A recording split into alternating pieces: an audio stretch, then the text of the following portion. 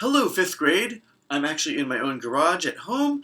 I just want to put this at the front end of the video to let you know that it gets a little bit glitchy around the 12 and a half minute mark or so, because somehow when I went to go from me in the choir room to the music play online, it got a little glitchy getting there and coming back, and the video and audio were out of sync with each other, and that continues for the rest of the video, so it's a little bit not the way I would like it to be, but I don't know how to fix it. So when that happens, just do your best and try to listen more than you're looking, because the audio is just fine. So anyway, the glitchiness continues for a while.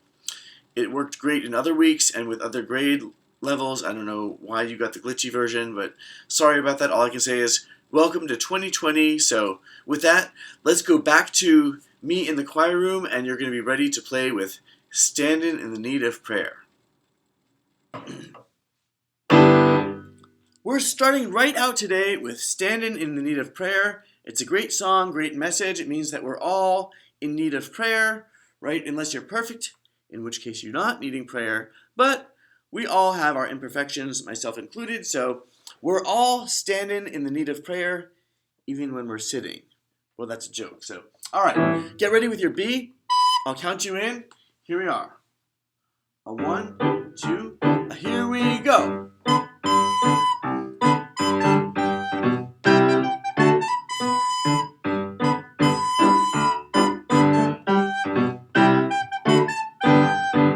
Not my brother nor my sister, but it's me, oh Lord, we play. Not my brother nor my sister, but it's me, oh Lord.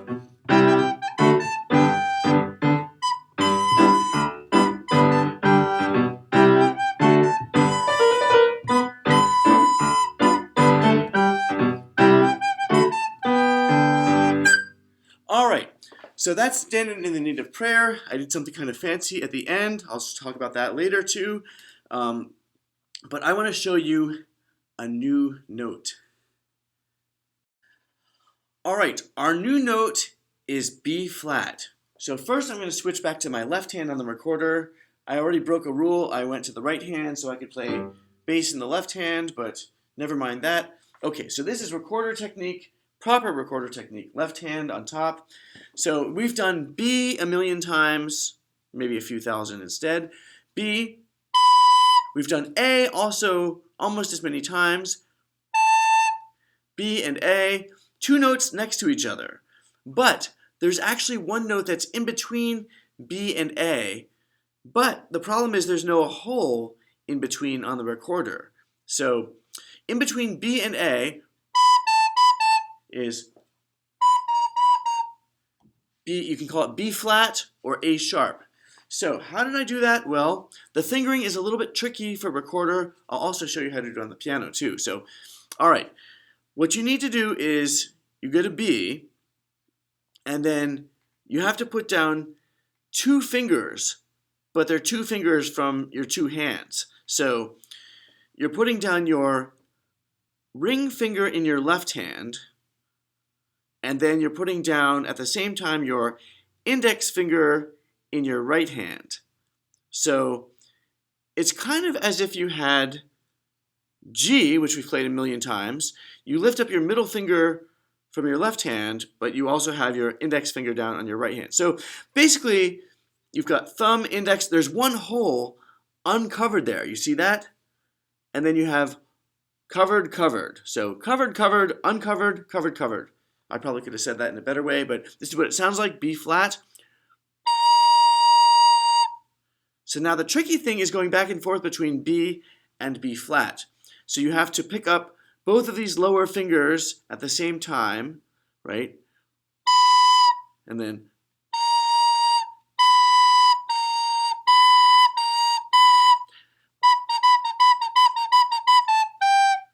right, so that's how you do B flat. I don't expect it to be perfect. It takes a while to get used to it, but I just thought I'd throw that in there. I've never shown any other fifth grade class how to play B flat yet, but this year we're breaking all the rules. So, all right, now let me show you on the piano how to do it.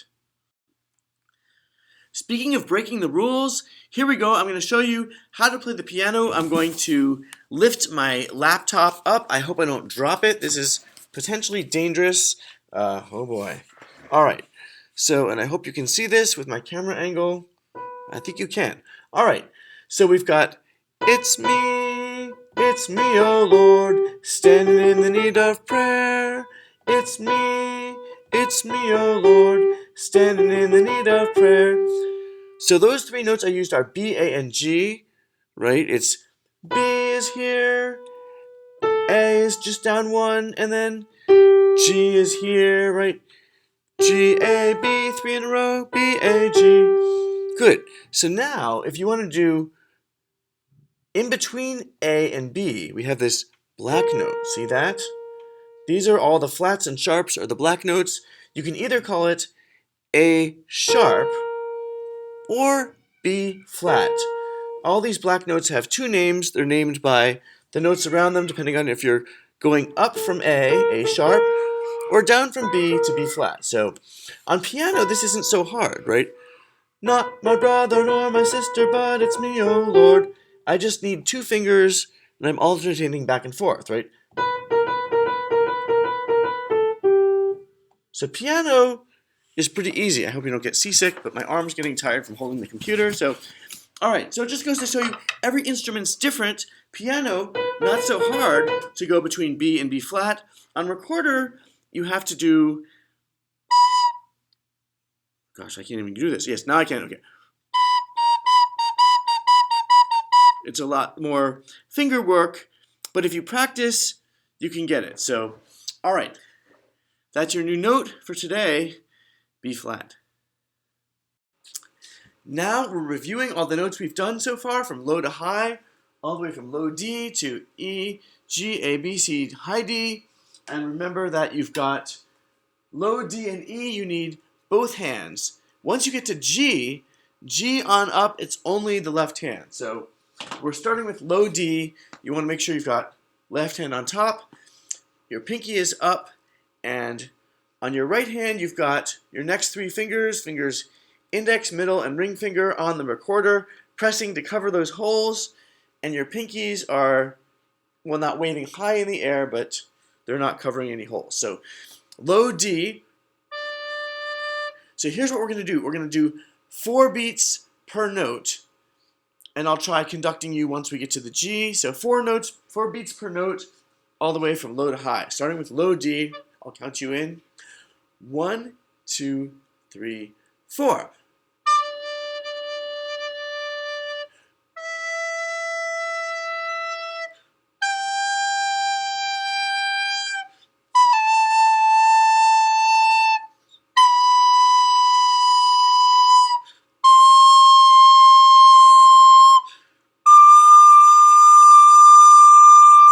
Oh, and that's how I give the cutoff. I go like this. Anyway, more on that later. Now we're going to do a fun rhythm from low D all the way up to high D. I'll go first, and you get to echo me. All right. Ready? Let me get the beat in my head first. Okay, here's what we're doing for low D. Here I go.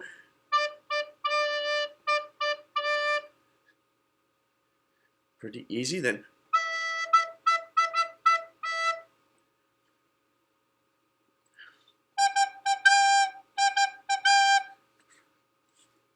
now A. Now B. I do C. And D.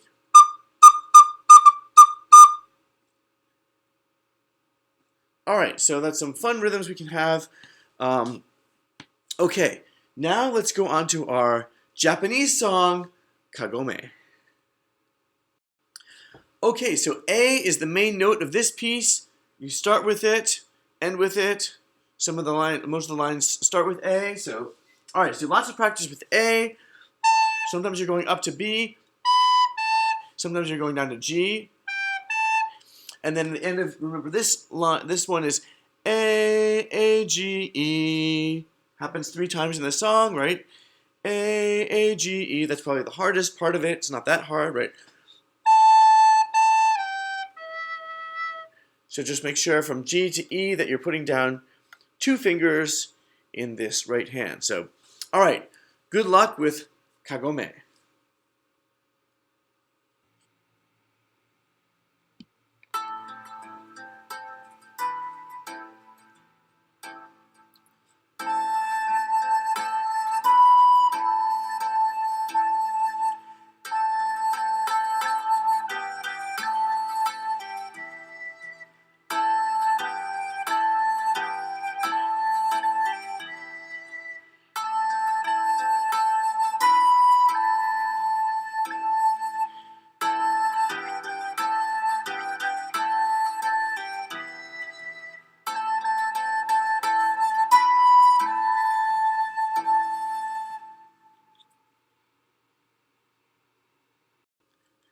The next two songs are great practice reading the note low D, which we've played before, we just haven't spent a lot of time reading it. So remember, low D is everything except your pinkies, right? So now it doesn't start on D, it starts on G, right? As in every good bird does fly, a few G's in a row, then you skip to E. So for E, you have to put down the two fingers of your right hand. And then, of course, for low D, it's just going down one note, so you put that ring finger down. So, and this song is actually pretty easy because each measure has the same exact finger pattern. And it looks like this, right? You're going G, E, D, G, E, D, over and over. G, E, D. And then you just have to change the rhythm depending on what you've got here. Right here it's, and this measure is exactly the same. Here you just have two eighth notes instead, right? Here there's four eighth notes, right? So it's, whoops, I have to make sure I'm over the right holes. Anyway, I think you'll find this one pretty easy. Just watch out, it's a 2-bar intro, so you have to wait about this long. You have to wait like bum, bum, bum, bum, bum, bum, bum, bum. Then you play, right? So it's got a fun backing track. The whole thing repeats twice, so you get lots of practice reading G, E, and D.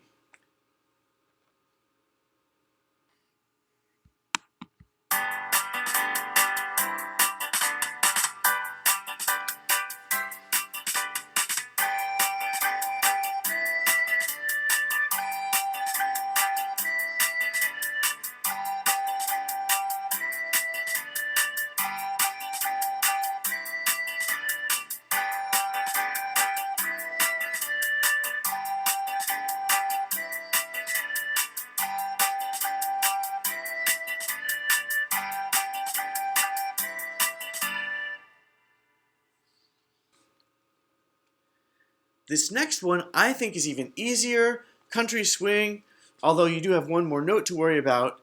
I think it's not too bad, right? It's basically, the notes are this. It's G, E, D, E, G, G, G, E, D, E, G. Oh my gosh, it's the same thing. G, E, D, E, G, G, G, E, D, E, G, G. So it's two of the same thing. First two lines, then you just have to go up to A here, right? 4 A's, 4 G's, and then G, E, D, E, G. So basically you get the beginning at the end, and then the whole thing repeats. It's got another fun kind of backing track, so have fun with country swing.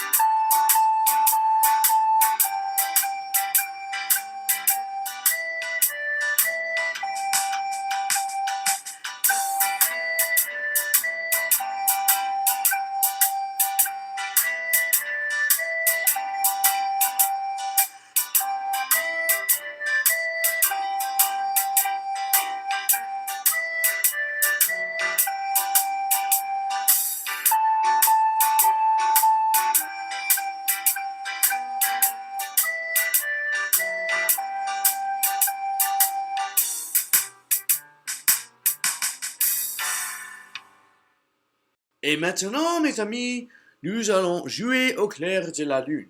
Oh, sorry, in English, now we're going to play au clair de la lune. Au clair de la lune. So we've got lots of languages also here. We've got French, Japanese, who knows what else. But this is the traditional version. Remember that one? Very straight first.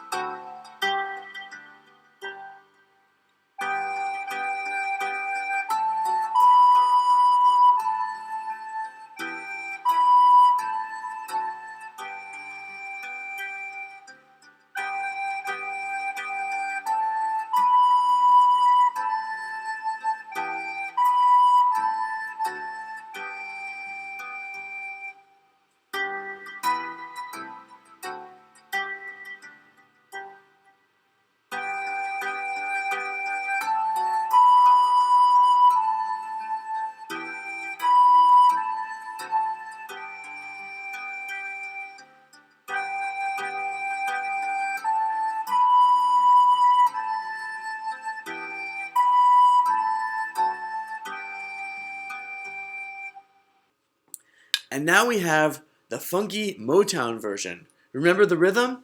It's G, G, G, A, B, 1, 2, 3, A, right? Bum, da, da, da, bum, bum, bum, bum, bum, right? Watch out for those dotted rhythms. Also at the end, remember there's a high D, right? D, D, right? Just one finger is all you need, right? All right, good. Here we are, the funky Motown version.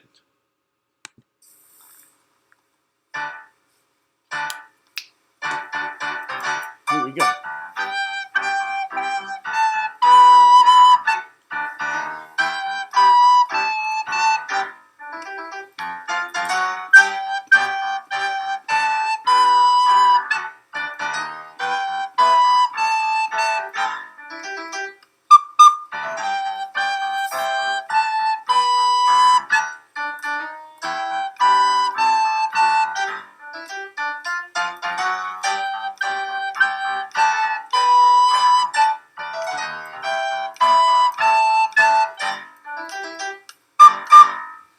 That's it. All right.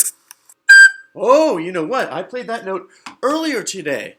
Did you hear that at the beginning of whatever it was we did at the beginning of class? So, I played high G. This is the kind of cool thing about the recorder. So we have regular G, right? For high G, what am I doing? Well, I'm blowing harder, but also I'm uncovering just a tiny bit of that thumb hole. Not all of it, but just, I'm leaving just, you can't really see here, but instead of covering the whole thing with my thumb, I'm just uncovering a little bit that helps you get that note better so you can have high G. Now be careful, it can be a little bit shrill, so make sure you're not just screaming it as loud as possible at home, but so you can do low G, high G, right? So you can pop back and forth. I call it octave popping. I don't even know what the right term is, but check this out. You can go like, right? Low, high, low, low, high, low. That's kind of cool, right? Low, low, high, high, low. So anyway, I like to do that at the end of songs. If it ever ends on a G, I like to go put a high G on there. So, okay.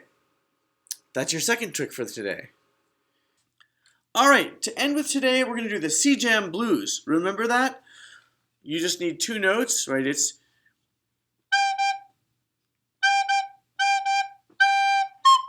mostly G, except for that C at the end. So you have to be careful you get some super glue on your thumb and middle fingers, right? Because that's what stays down all the time for that tune.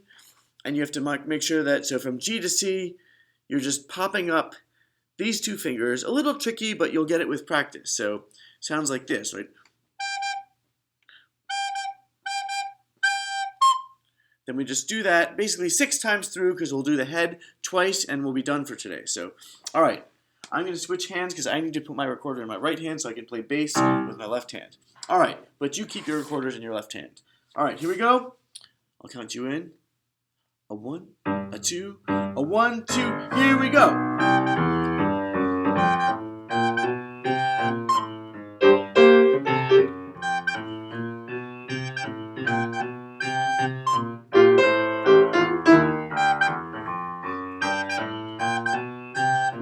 Do it again. Here you go.